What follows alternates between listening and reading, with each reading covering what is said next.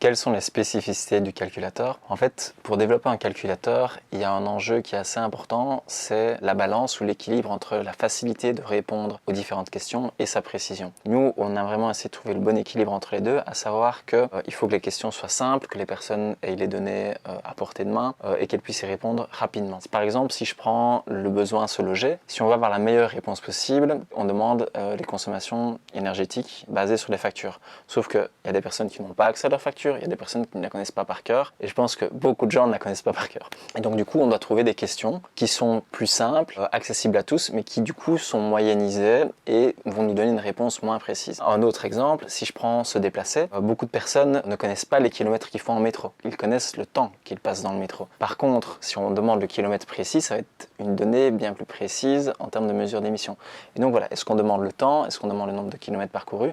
D'un autre côté, en voiture, les gens qui vivent plutôt à la campagne connaissent généralement le nombre de kilomètres qu'ils réalisent, ou en tout cas le nombre de kilomètres qu'ils ont précisément sur leur compteur. C'est des arbitrages qu'on doit faire, c'est pas facile, et donc nous on fait des choix. On va faire une version 2 du calculateur pour améliorer ces choix. Nous, notre objectif principal, c'était vraiment des gens viennent, et le but c'est qu'ils aient au bout du calculateur pour comprendre quels sont les ordres de grandeur dans l'impact qu'ils ont sur le climat. Une autre spécificité du calculateur, c'est qu'il est basé sur les besoins. Nos différents besoins, alors il y en a de nombreux, on a pris les besoins principaux, se loger, se nourrir, se divertir, se déplacer et s'habiller. Derrière ces besoins, on a essayé de faire comprendre aux gens différentes informations. Donc typiquement, une information importante derrière s'habiller. Aujourd'hui, une personne achète en moyenne entre 40 et 50 vêtements neufs par an. Et donc le fait de lui demander de compléter le nombre de vêtements neufs qu'il achète par an, ça lui permet de conscientiser tout ça. Ça lui permet de se dire, en fait, oui, j'achète autant de jeans, j'achète autant de pulls, j'achète autant de chaussettes, j'achète...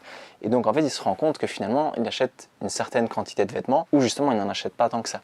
Mais en tout cas, le fait de le numériser, de le comptabiliser, ça lui en fait prendre conscience. Donc ça, c'est un élément. Typiquement, un autre exemple, c'est pour se nourrir. On va se rendre compte du nombre d'objets qu'il est nécessaire aujourd'hui pour se nourrir. C'est-à-dire qu'il y a toute une série d'appareils électroménagers, on a un frigo, on a une table de cuisine, on a un grille-pain, on a toute une série d'objets et souvent on en oublie en fait. Il y a les principaux auxquels on pense et puis quand on regarde chez soi, il y en a toute une série d'autres auxquels on n'a pas pensé. Et en fait, ce nombre d'objets finalement est croissant dans notre foyer, dans notre maison et on s'en rend pas forcément compte, on ne le conscientise pas. Donc ça aussi c'est un début du calculateur. Au-delà de ça, l'autre objectif, c'est vraiment de conscientiser certaines choses. Typiquement, quand on réduit la température de 1 degré chez soi, on diminue sa consommation énergétique pour se chauffer de 7 à 15%. Et bien sur la plateforme, quand vous allez compléter le nombre de degrés, vous allez augmenter et réduire, vous allez visualiser ce chiffre. Et donc le fait de le visualiser, c'est aussi faciliter la compréhension. Et vous avez toute une série d'exemples comme ça qui ont été pensés et réfléchis pour que le calculateur ait vraiment une fonction de compréhension et pas forcément une fonction d'estimation hyper précise. L'autre raison pour laquelle on a choisi les besoins, c'est pour pouvoir les comparer entre eux. C'est-à-dire qu'aujourd'hui, pour se loger, si vous voulez avoir chaud, vous avez besoin de chauffage. Et le chauffage, c'est du gaz, c'est du mazout, c'est généralement de l'énergie fossile. Si vous voyez dans votre empreinte carbone, quand vous comparez le poste se chauffer à se divertir, que se divertir est 5 fois plus impactant que se chauffer, il y a peut-être des questions à se poser, ou en tout cas il y a des raisons de se questionner sur les raisons qui m'amènent à consommer beaucoup plus de ressources, consommer beaucoup plus d'énergie pour me divertir plutôt que pour me loger, plutôt que pour me nourrir. Et donc ça c'est aussi une réflexion qu'on introduit à travers la manière de présenter les données. Le but de ce calculateur, c'est pas forcément d'être un calculateur d'empreinte individuelle, mais d'être aussi un calculateur d'empreinte carbone citoyenne. Quelle est la différence entre les deux? Donc typiquement, si je calcule mon empreinte carbone par rapport à notre empreinte carbone sur la question du logement, l'enjeu il n'est pas autour de mon logement et de mon appartement, en fait il est autour de l'ensemble du parc immobilier belge.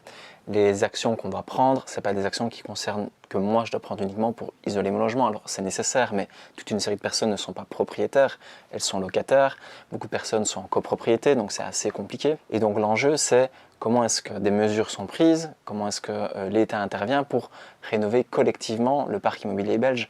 Et l'enjeu, il est là.